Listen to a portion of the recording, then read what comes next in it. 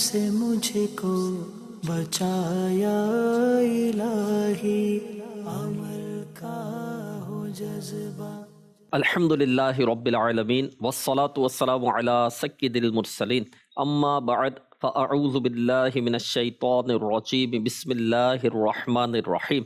الصلاة والسلام علیک یا رسول اللہ وعلی آلک واصحابک یا حبیب اللہ۔ الصلاة والسلام علیک یا نبی اللہ وعلی آلک واصحابک یا نور اللہ۔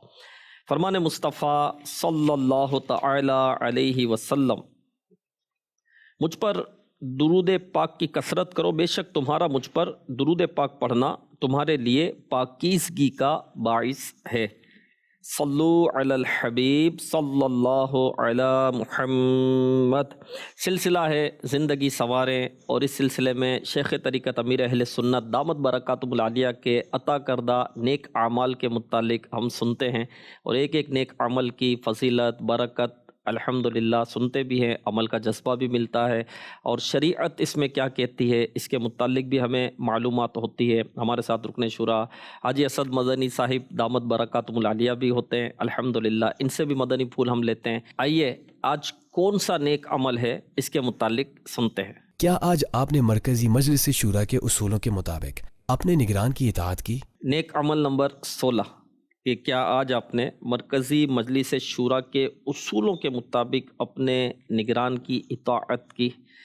تو آئیے ہم اپنے رکن شورا کی طرف بڑھتے ہیں۔ یہ سوال ہے کہ مرکزی مجلس شورا کے کچھ اصول بنے ہیں، اور دعوت اسلامی کی ایک تنظیمی تقسیم ہے، اس تقسیم پر ایک نگران مقرر کیا جاتا ہے، اور اس نگران کی اطاعت کرنی ہوتی ہے۔ وہ جو ہمیں تنظیمی اعتبار سے کام طے ہوتے ہیں اس کے متعلق وہ بتاتے ہیں، اس کی کارکردگی وغیرہ یہ لیتے ہیں۔ تو اب اس نگران کی جو ہے وہ اطاعت کرنی، اس کی اطاعت کی اہمیت کیا ہے، اور شریعت اس میں ہمیں کیا کہتی ہے؟ اس میں سب سے پہلے تو میں ایک چیز کی وضاحت کرنا چاہوں گا جی۔ کہ ایک امیر ہے جسے شرعاً امیر کہا جاتا ہے۔ اچھا۔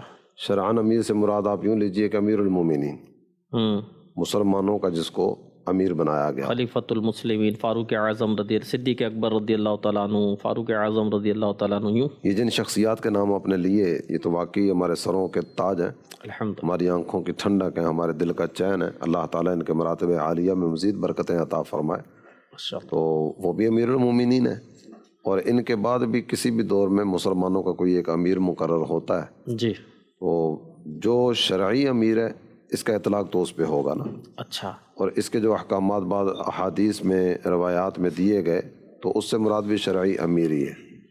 جیسے میں ایک دو مقامات مدنی چینل کے ناظرین کے سامنے بیان کرتا ہوں۔ اللہ کے پیارے حبیب صلی اللہ تعالیٰ علیہ وآلہ وسلم نے ارشاد فرمایا کہ سنو اور اطاعت کرو، یعنی جو کہا جائے پیروی کرو، اگرچہ تمہارا امیر ایک سیاہ فام حبشی ہی کیوں نہ ہو، اچھا، اور اس کا سر جو ہے وہ چھوٹی کشمش کی طرح ہی کیوں نہ ہو۔ اچھا، ظاہری طور پر اگرچہ وہ حسن و جمال والی صورت نہ ہو، لیکن جب مسلمانوں کا امیر مقرر کر دیا گیا تو اب اس کی اطاعت تم پر واجب ہوگی۔ ایک حدیث میں ذکر کیا گیا، اوصیکم بتقوی اللہ والسمع والطاعہ وان کان عبدا حبشیا۔ یہاں بھی وہی بات ذکر کی گئی، میں تمہیں وصیت کرتا ہوں اللہ سے ڈرنے کی، سننے اور اطاعت کرنے کی، اگرچہ امیر حبشی غلام ہی کیوں نہ ہو۔ اور ایک حدیث میں ذکر کیا گیا، من یطیع الامیر فقد اطاعنی ومن یعص الامیر فقد عصانی۔ جس نے امیر کی اطاعت کی اس نے میری اطاعت کی، جس نے امیر کی نافرمانی کی اس نے میری نافرمانی کی۔ اللہ اکبر۔ تو یہ جو حدیث میں اس طرح کا تذکرہ کیا گیا نا، تو اس سے مراد وہ شرعی امیر ہے۔ جی۔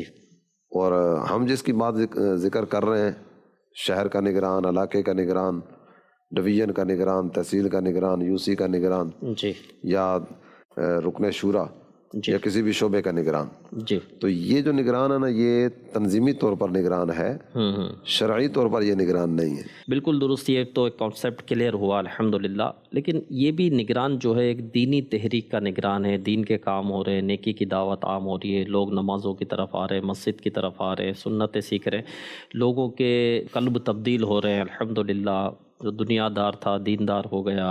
اطاعت کی اہمیت کیا ہے؟ اطاعت کی اہمیت ذرا اس کے فوائد سے تو کوئی بھی ذی شعور انکار نہیں کر سکتا۔ ایک چلانے والا ہوتا ہے، بقیہ سب اس کے ماتحت رہ کے چلنے والے ہوتے ہیں، تو گھر کا نظام اچھے انداز میں چلتا ہے۔ ٹھیک ہے۔ دفتر ہو لیکن دفتر کا افسر کوئی نہ ہو، دفتر کا نظام تر بہتر ہو جائے گا اور سارے کا سارا نظام درم برم ہو جائے گا. صحیح. اچھا ایسے ہی کوئی فیکٹری ہے لیکن اس کا سربراہ نہیں ہے اور سارے ہی اپنے من مانی گزارتے ہیں, تو حساب کتاب کیسے چلے گا؟ صحیح. چھوٹا سا اسکول ہوتا ہے تو اس کا پرنسپل ہوتا ہے, جی. کالج ہے, یونیورسٹی ہے, اس کا پرنسپل ہوگا, کوئی نہ کوئی ہیڈ ہوگا جو اس سارے کے سارے نظام کو لے کر چلنے والا ہوگا. تو یہ نگران اس لیے مقرر کیا جاتا ہے تاکہ نظام صحیح انداز میں چلتا رہے اور کسی بھی جگہ پہ نظام ری ٹریک نہ ہو. میں ایک دو مثالیں پیش کرنا چاہتا ہوں. جس طرح مثال ہم لیں جامعۃ المدینہ کی, درس نامی عالم کورس کا ادارہ ہے. جی. اگر یہ نگران کے دیے ہوئے طریقہ کار کے مطابق چلے گا تو عمارت کیسی ہونی چاہیے یہ نگران بتا دے گا نا. ٹھیک ہے. کمرے کس سائز کے ہونے چاہیے وہ بتا دے گا, کھانے پینے کے لیے جگہ کیسی ہونی چاہیے وہ بتا دے گا, کچن کس سائز کا ہونا چاہیے, کچن کا سٹور کیسا ہونا چاہیے, لائبریری کس طرح کی ہونی چاہیے, طلباء کے بیٹھنے کا ماحول کس طرح کا ہونا چاہیے, اور عمارت کے بن جانے کے بعد اب نظام کس انداز میں چلانا چاہیے. ٹھیک ہے. اور داخلہ لینا تو داخلے کا معیار کیا ہوگا. یہ سارے کا سارا ایک سسٹم بنا کے دیا گیا اور پورا ایک مشاورت کا نظام ہے. صحیح. اگر تو اس مشاورت کے نظام کو لے کر چلتے ہیں تو ہر چیز اپنے نظام پر چلتی رہے گی. ٹھیک ہے. اور اگر ہر شہر والا اپنے اپنے حساب سے سسٹم کو لے کر چلنا شروع کر دے, صحیح. ایک کمرہ وہاں جامعۃ المدینہ شروع کر دیا, سائز کیا ہے اس کی طرف توجہ نہیں ہے, جو ہے جیسا ہے کہ بنیاد پر ٹھیک ہے جناب جامعۃ المدینہ کا آغاز ہو گیا, بورڈ لگ گیا, استاد بھیج دیں, کلاس شروع ہو جائے گی. ٹھیک ہے. اور داخلے بھی ہر شہر اپنے اپنے حساب سے کرنا شروع کر دیں. کہیں اس کو لیا جائے جس کو اردو پڑھنا لکھنا ہی نہ آتی ہو, صحیح, اور اس کو لے کے اسی کے ساتھ کو میٹرک والا بٹھا دیا, ایف اے والا بٹھا دیا, مڈل والا بٹھا دیا. اب ایک ہی کلاس میں وہ ایک ملا جلا ایک نا معجون مرکب ساری چیزیں اس میں ڈال دی اور پھر کہا جائے کہ نتیجہ نکال کے دو, تو وہاں سے نتیجہ کیسے نکلے گا؟ صحیح.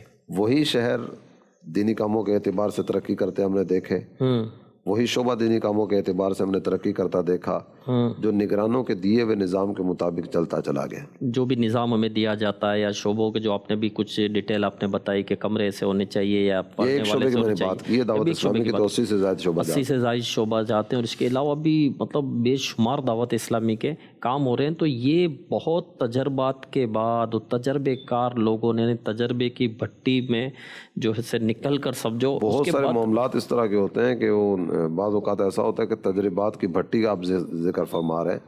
کسی کام کا تجربہ کیا, تجربہ ناکام ہو گیا, ہم نے اس کو تبدیل کر دیا کہ اب یہ نہیں یہ ہوگا. اب نیا چلنے والا جس پر ہم پہلے ہی تجربہ کر چکے وہ اسی کو لے کر دوبارہ آگے بڑھتا ہے کہ نہیں جناب یوں ہونا چاہیے. جی. اب وہ کہتے ہیں جناب 10 سال ہم اس کو چیک کر چکے ہیں, یہ نہیں چل سکا, یا اس کی بجائے یہ ہمیں بہتر لگتا ہے, ہم اس طرف بڑھیں گے. جی. یعنی یہ سسٹم جو ہے کوئی معمولی اذہان نہیں دیتے, یہ بہت بڑے بڑے دماغ پیچھے ہوتے ہیں اور بہت تجربے کار لوگ ہوتے ہیں, اور تجربے کی روشنی میں یہ سارے جو اصول بنتے ہیں اور اصول پر تحریکیں چلتی ہیں, اصول پر تنظیم چلتی ہے. اور آپ نے صحیح فرمایا کہ سب اپنے اپنے اصول بنائیں گے اور اپنے طریقے سے چلیں گے تو کیسے چلے گا. اسی پر تھوڑا سا میں مزید عرض کروں, جس طرح آپ نے ذکر کیا نا تجربہ کار افراد, ویسے تو اراکین شورا اس وقت دعوت اسلامی کی جو مرکزی مجلس شورا کے اراکین ہیں ان سب کو اگر دیکھیں تو نام ذکر کیے بغیر میں کچھ عرض کرنا چاہوں گا کہ ایک منصب اس نیک عمل میں ذکر کیا گیا نا شورا. اب رکن شورا کوئی بھی ہو سکتا ہے. جی. جو آج ہیں ساری زندگی کے لیے تاحیات یہ رکن شورا ہیں ایسا تو کوئی اصول نہیں ہے نا. ٹھیک ہے. ایک نظام ہے, نظام کے مطابق یہ رکن شورا بنے. صحیح. کل اضافہ بھی ہو سکتا ہے, کمی بھی ہو سکتی ہے, کچھ بھی کسی بھی اعتبار سے تنظیمی طور پر ترکیبیں اوپر نیچے ہوتی رہتی ہیں. میرے سامنے کئی چہرے بھی آ رہے ہیں نا کہ اس کو مدنی ماحول میں 40 سال کا عرصہ ہو گیا. صحیح. دعوت اسلامی کو بنے ہوئے تقریباً 43 ایئرز یا اس کے آس پاس کا وقت ہوا ہوگا. ٹھیک ہے. تو رکن شورا اس کو 40 سال ہو گئے دعوت اسلامی میں, 38 سال ہو گئے, 35 سال ہو گئے جی. جو اس وقت شورا کے اراکین ہیں. صحیح. دعوت اسلامی میں ایک عرصہ ہوا, شعبے چلاتے ہوئے ایک عرصہ ہوا, اس ذمہ داری پر آئے ہوئے ایک عرصہ ہوا. اگر آپ یوں سمجھیں کہ مجموعی طور پر ہر ایک کو ماحول میں آئے ہوئے 25 سال کا عرصہ ہوا ہو, صحیح, تو 25 سال سے وہ دعوت اسلامی کے دینی کاموں کو دیکھ رہے ہیں. کون سا شعبہ کس طرح ترقی کر رہا ہے, کون سا شعبہ کس انداز میں آگے بڑھ رہا ہے, کس شعبے کے لیے کیا اصول بنے, کب کیا طے ہوا. تو وہ 25 سال کا تجربہ ہو, اور اب اس کے بعد جب یہ شعبے کے لیے کوئی فیصلہ کریں گے تو وہ فیصلہ یقیناً بہت ساری نئی نئی جہات کھولنے والا ہوگا. اور پھر دنیا کا بھی ایسا ہی نظام ہے نا، ہر ایک ڈاکٹر تھوڑی بن جاتا ہے، ہر ایک انجینئر یوں تو نہیں بن جاتا. ان کا ایک پورا سسٹم ہوتا ہے، ایک پورا نصاب ہوتا ہے، پھر امتحان ہوتا ہے، پھر اس کو امتحان سے پاس ہو کر اس کو نکلنا پڑتا ہے، کتنوں کے تحت وہ رہتا ہے، ایک پورا سسٹم ہوتا ہے. تو آپریشن تھیٹر میں آنے والا یہ نہیں کہے گا ڈاکٹر صاحب یہاں سے کاٹنا ہے، یہاں سے نہیں کاٹنا، تو اپنا آپ اس کے حوالے ہی کرے گا نا. صحیح، اس لیے کہ یہ سمجھتا ہے کہ یہ مجھ سے زیادہ سمجھدار ہے، ماہر ہے. میں تو آج پہلی مرتبہ آیا ہوں یہاں پہ، جی جی جی ان کو عرصہ ہو چکا ہے. جی جی جی. تو یہی اگر آنے والا بھی اپنا ذہن رکھے گا نا کہ جو بڑوں کے تجربات ہیں وہ اپنے حساب سے اس کو لے کر چلیں گے. میں اپنا مشورہ دے سکتا ہوں لیکن یہ نہیں کہہ سکتا کہ جو میں نے کہہ دیا نا میری طرف سے یہ حرف آخر ہے، تم لوگوں کو یہی کرنا پڑے گا. صحیح، مشورہ دے سکتے ہیں لیکن اس چیز کو بھی توجہ پہ رکھے کہ جو اوپر ہوتے ہیں وہ اوپر ہی ہوتے ہیں. اب ایک شخص گلی میں کھڑا ہے تو اس کو کتنا نظر آ رہا ہے، 4-5 دکانیں نظر آ رہی ہے اور چند ایک گھر نظر آ رہے ہیں، لیکن ایک شخص جو ہے وہ 5ویں منزل یا 10ویں منزل کی چھت پر کھڑا ہے تو وہ پورا شہر اس کی نظر کہاں تک جا رہی ہے، وہ کیا کیا دیکھ رہا ہے. آپ جو بات ذکر کر رہے ہیں وہ تو ہے شہر کی، جی. اور شورا جو یہ کسی ایک شہر کی نہیں ہے، کسی ایک ملک کی بھی نہیں ہے. شورا تو ساری دنیا کے نظام کو دیکھتی ہے، پوری دنیا کے نظام کو دیکھنے والا اور گلی محلے کے نظام کو دیکھنے والا، دونوں کی سوچ میں بھی ظاہر سی بات ہے کہ فرق ہوگا. جی، شہر کے نیچے بھی ہماری تقسیم ہے. پھر ایک ذیلی، یعنی ذیلی نگران کی نگاہ وہ تو نہیں ہے نا جو اس سے اوپر وارڈ نگران کی ہے. وارڈ نگران ظاہر ہے کہ وہ تو اس کی نگاہ یا وہاں تک تو وہ نہیں دیکھ رہا جو ایک UC نگران دیکھ رہا ہے.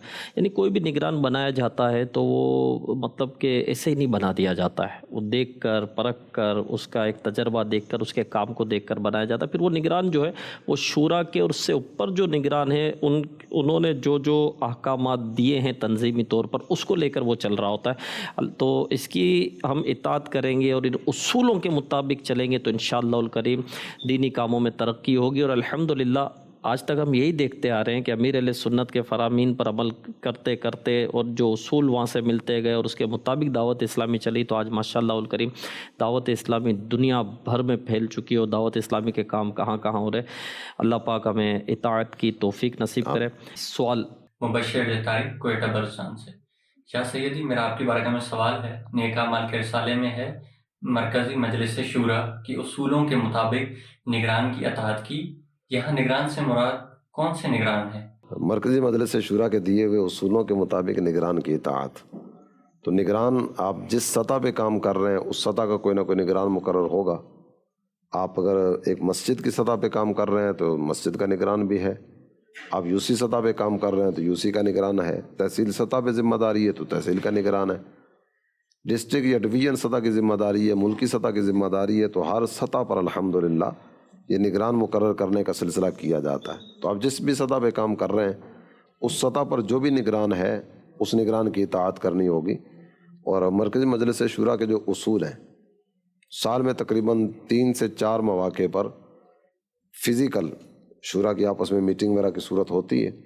اس کے باقاعدہ سے اصول مرتب کر کے تحریری صورت میں دیے جاتے ہیں. دعوت اسلامی کی ویب سائٹ پر بھی آپ ان کو پڑھ سکتے ہیں، ان کا پرنٹ آؤٹ کرنے کی صورت بھی ہو سکتی ہے. تو یہ اصول ماشاءاللہ وہاں سے باقاعدہ سے دیے جاتے ہیں. ان کے مطابق جو کام ذمہ دار آپ کو کہتے چلے جائیں آپ اس کے مطابق کرتے چلے جائیے. ذیلی نگران بھی ہے، حلقہ نگران بھی ہے، UC نگران ہے. ہماری ایک پوری ایک تقسیم ہے. یہ تو ٹاؤن، ڈسٹرکٹ، تو شہر، تو ملک، یہ چل رہا. اب اطاعت کس کس کی کریں؟ ابھی جو سائل محترم کا سوال تھا نا تو اس کے جواب میں نے ایک گزارش کی ہے کہ آپ کس سطح پہ کام کر رہے ہیں. جی، جس سطح پہ آپ کام کر رہے ہیں آپ نے اسی سطح کے نگران کی اطاعت کرنی ہے. صحیح. اور ہمارا کوئی اللہ کا فضل ہے، ایسا کوئی بھی سلسلہ نہیں ہے کہ ایک ذمہ دار کچھ اور کہہ رہا ہوگا دوسرا کچھ اور کہہ رہا ہوگا. رکن شورا کچھ اور کہہ رہا ہے اور پاکستان سطح کے ذمہ دار کی بولی کچھ اور ہے. پاکستان سطح والا کچھ اور کہہ رہا ہے اور اس سے نیچے ڈویژن یا ڈسٹرکٹ پہ آ جائیں تو ان کی بولی کچھ اور ہے. تو ایسا الحمدللہ نہیں ہے. جو اصول دیے جاتے ہیں نا، جس طرح یہ مرکزی مجلس شورا کے اصولوں کے مطابق یہ اس میں نیک عمل میں بھی ذکر کیا گیا نا، تو وہ اوپر سے نیچے تک ایک ہی انداز چل رہا ہوتا ہے. جو بولی رکن شورا کی نا وہی ذیلی نگران کی بھی ہے. سبحان اللہ. تو اوپر سے نیچے تک ایک ہی بولی جب چل رہی ہے تو اس کی ماننے یا اس کی ماننے والی تو کہانی ختم ہو گئی نا. آپ مدرسۃ المدینہ کی طرف جائیں، جامعۃ المدینہ کی طرف جائیں، خدام المساجد کی طرف جائیں، دارالمدینہ کی طرف جائیں، یا نیک اعمال کے شعبے کی طرف قدم بڑھائیں، مدنی قافلے والوں کے ساتھ بیٹھیں، کسی بھی شعبے والے کے ساتھ بیٹھیں، آپ صرف ایک سوال کر رہے ہیں، آپ کا مدنی مقصد کیا ہے؟ ہے جواب سب کا ایک ہی ہوگا، مجھے اپنی اور ساری دنیا کے لوگوں کی اصلاح کی کوشش کرنی ہے۔ تو جب ٹکراؤ والا ماحول ہی نہیں ہوگا تو پھر اس کی ماننے یا اس کی ماننے والی تو کہانی ختم ہو گئی نا۔ جی، پھر ماشاءاللہ الکریم جو ایک نظام ہے دعوت اسلامی کا کہ شعبے بنائے گئے ہیں اور پھر وراکین شورا ان شعبوں کو دیکھ رہے ہیں، تو پھر یہ بھی ہم نے دیکھا ہے کہ کچھ اس شعبے کے متعلق کچھ بات ہوتی ہے تو اس رکن شورا سے ضرور پوچھا جاتا ہے اور اس کی مشاورت سے اس کے اوکے کرنے پر یہ ہوتا ہے، اور یہ نہیں ہے کہ اس سے اوپر والا جیسے نگران ہے۔ ہم نے یہ کئی مرتبہ دیکھا ہے، بلکہ میں آپ کو ایک واقعہ بتاؤں، آپ کو انشاءاللہ الکریم بڑا لطف بھی آئے گا اور سیکھنے کو بھی ہمیں بہت کچھ ملے گا۔ جب وہ پہلا اعتکاف تھا، 1 ماہ کا شروع ہوا تھا دعوت اسلامی میں، تو مجھے وہاں جدول ذمہ دار مجھے بنایا تھا، جدول چلانا ہے پورا۔ اچھا، ان دنوں سیکیورٹی کچھ ایشوز تھے اور وہ بلیٹ پروف شیشہ لگا ہوا نہیں تھا اوپر، تو امیر اہل سنت کے مدی مذاکرے نہیں ہوئے۔ اب 1 ماہ کا اعتکاف ہو رہا ہے، امیر اہل سنت کے مدی مذاکرے نہیں ہو رہے کیونکہ سیکیورٹی ایشوز ہے، تو ہم اپنا جدول چلا رہے تھے۔ پھر وہ شیشے وغیرہ لگ گئے۔ پھر ایک مرتبہ میں سحری کر رہا تھا، اچھا ہمیں بھی مزہ نہیں آ رہا تھا، امیر اہل سنت کے مدی مذاکرے ہی نہیں ہو رہے، اعتکاف ہو رہے ہیں، امیر اہل سنت کی صحبت۔ تو سحری کے وقت مجھے حاجی امین صاحب رکن شورا ان کی کال آئی، تو انہوں نے سلام کیا، سلام جواب ہوتا، انہوں نے صلو علی الحبیب، تو میں نے درود پاک پڑھا۔ تو امیر اہل سنت کو انہوں نے فون دیا، تو امیر اہل سنت نے مجھے پھر سلام کیا۔ اب میں تو بیٹھے بیٹھے کھڑا ہو گیا اور مجھے یاد پڑ رہا ہے کہ فون پر امیر اہل سنت سے وہ میری پہلی مرتبہ بات ہوئی تھی۔ تو امیر اہل سنت نے فرمایا کہ ابھی یہ شیشے وغیرہ نہیں لگے تھے تو مدنی مذاکرے نہیں ہو رہے تھے، میں نہیں آ پایا اس وجہ سے، تو اب یہ لگ چکے ہیں تو میں چاہتا ہوں کہ میں مدنی مذاکرے اب کروں، تو کیا آپ کی اجازت ہے؟ اب نہ بندہ ہاں بول سکتا ہے نا، اعتکاف نگران آپ تھے نا؟ جدول نگران۔ تو اب یہ تو ایسا، اب کیا جواب ہوگا اس کا؟ لبیک یہی ہوگا ہاں۔ اچھا ہاں بولے تو اس میں بھی تو گئے نا کہ میں ہاں بولوں، مطلب پیر صاحب اس میں ایک سیکھنے کا جی ہمارے لیے ہے نا، ہاں۔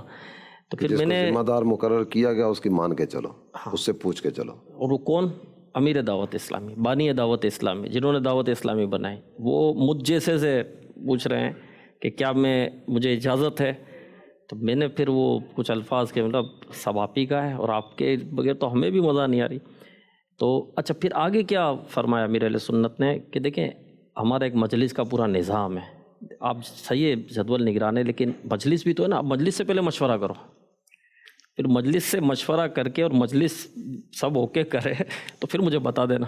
تو یہ دعوت اسلامی۔ اور پھر ایک اور میں آپ کو اسی طرح کا بتاؤں کہ مدنی چینل بھی یہ 10 رمضان کو آیا تھا، تو وہ بھی اعتکاف ہو رہا تھا، تو مدنی چینل کا افتتاح ہوا۔ پھر مدنی چینل چل رہا تھا، ہمارے جدول بھی چل رہے تھے، وہ اپنی جگہ چل رہے تھے، تو نگران شورا نے مشورہ بلوایا۔ تو نگران شورا نے ہم مجلس کو، جو ہماری اعتکاف چلا رہی تھی، تو نگران شورا نے کہا کہ اب یہ مدنی چینل آ چکا ہے ہمارا، تو ہم چاہ رہے ہیں کہ یہاں سے کچھ سلسلے ہوں ڈائریکٹ مسجد سے، تو آپ لوگوں کی اجازت ہے؟ اب یہ نگران شورا نے بھی وہی امیر اہل سنت کا انداز، اوپر سے نیچے تک یہی انداز دیا گیا۔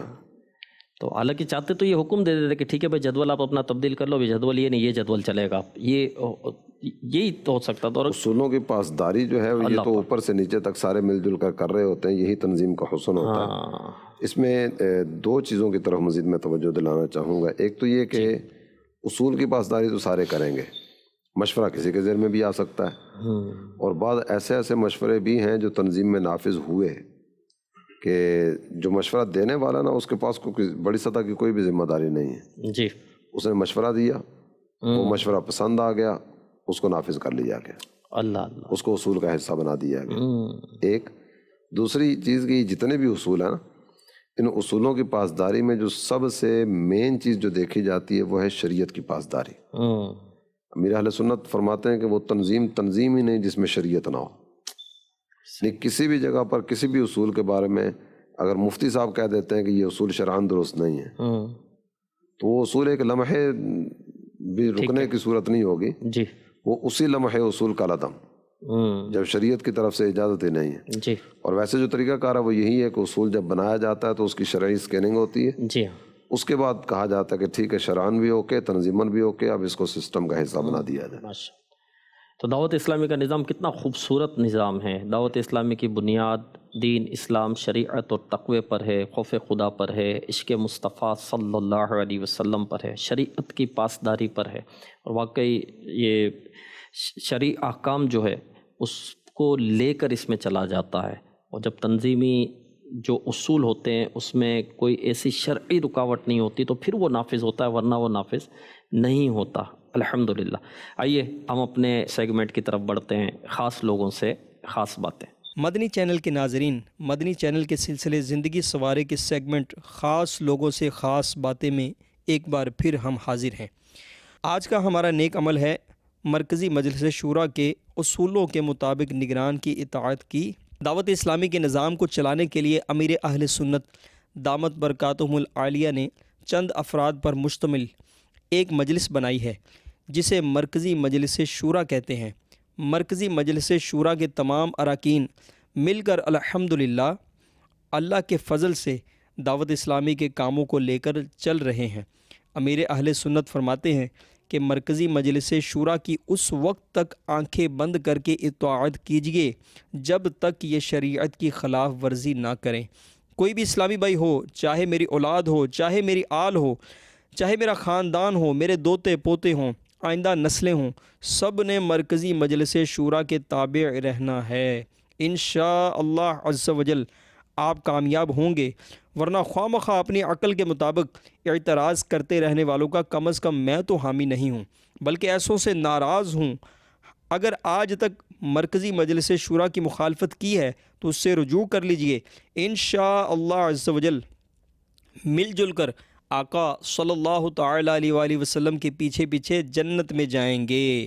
مدنی چینل کے ناظرین، امیر اہل سنت وقتاً فوقتاً مرکزی مجلس شورا کے بارے میں ہماری تربیت فرماتے رہتے ہیں. مرکزی مجلس شورا کی کیا اہمیت ہے، آئیے اس حوالے سے چند امیر اہل سنت کے مدنی پھول حاصل کرتے ہیں.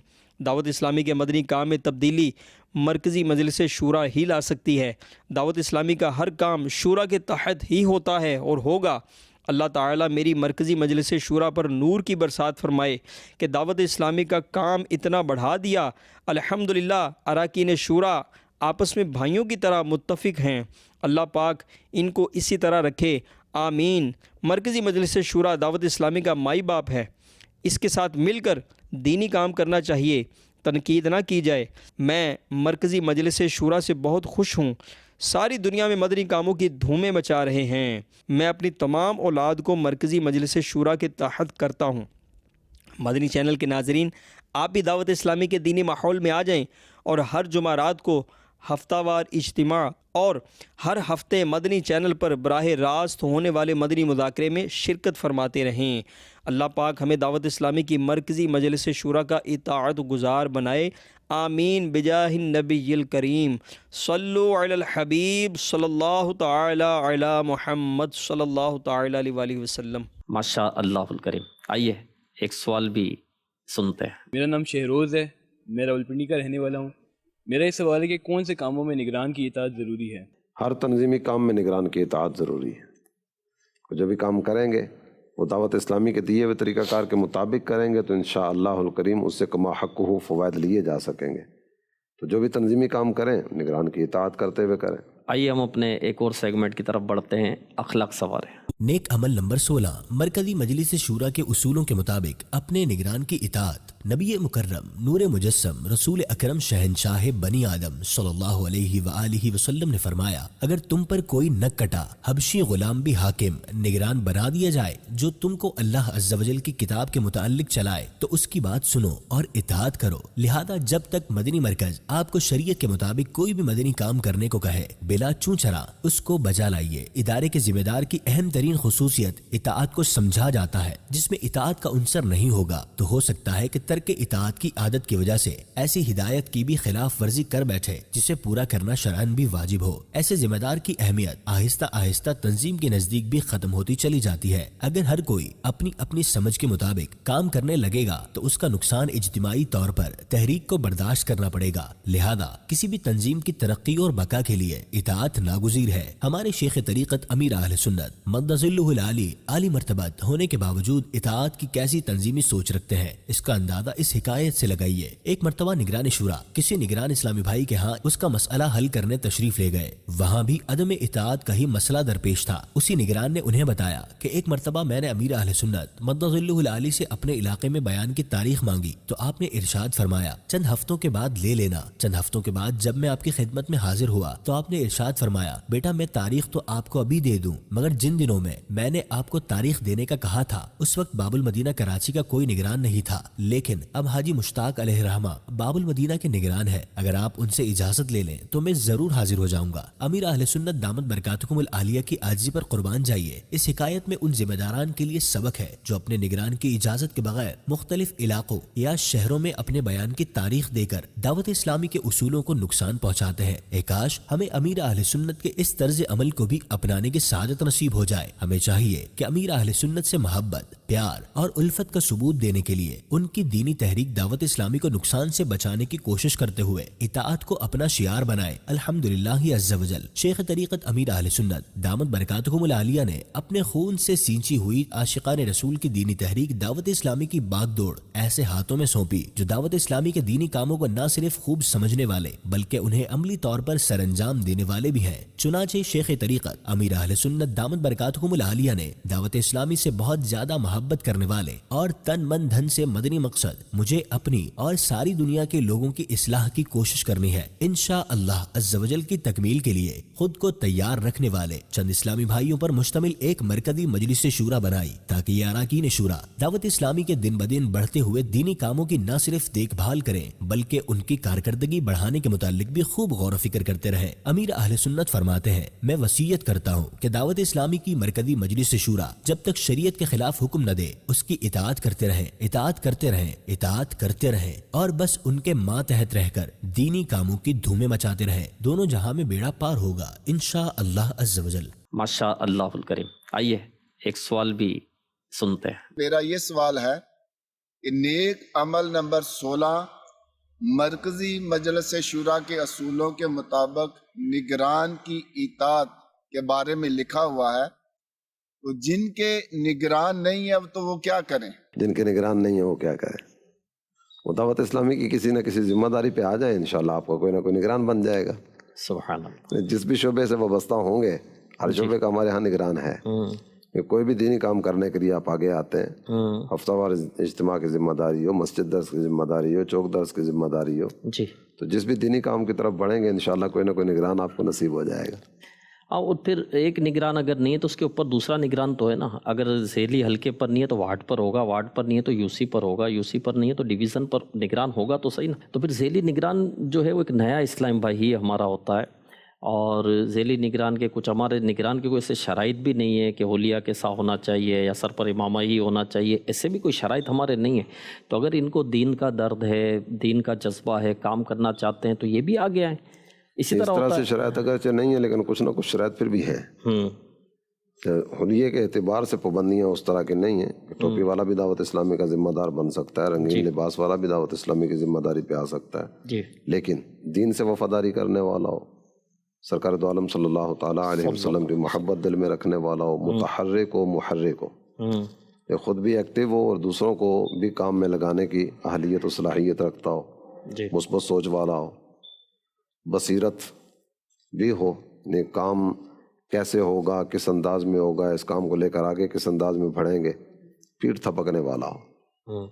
ایسا نہیں کہ کام شروع ہونے سے پہلے میرا خیال ہے یہ نہیں ہو سکتا۔ یہ آپ مثال کے طور پر اعتکاف کے ذمہ دار ہیں، ہدف دیا گیا کہ 1000 کو اعتکاف بٹھانا ہے، وہ ہدف تو مل گیا ہے لیکن یہ ہو نہیں سکتا، تو یہ ہو نہیں سکتا اس کی زبان پر نہیں ہوگا، شاباش آگے بڑھو تم کر سکتے ہو۔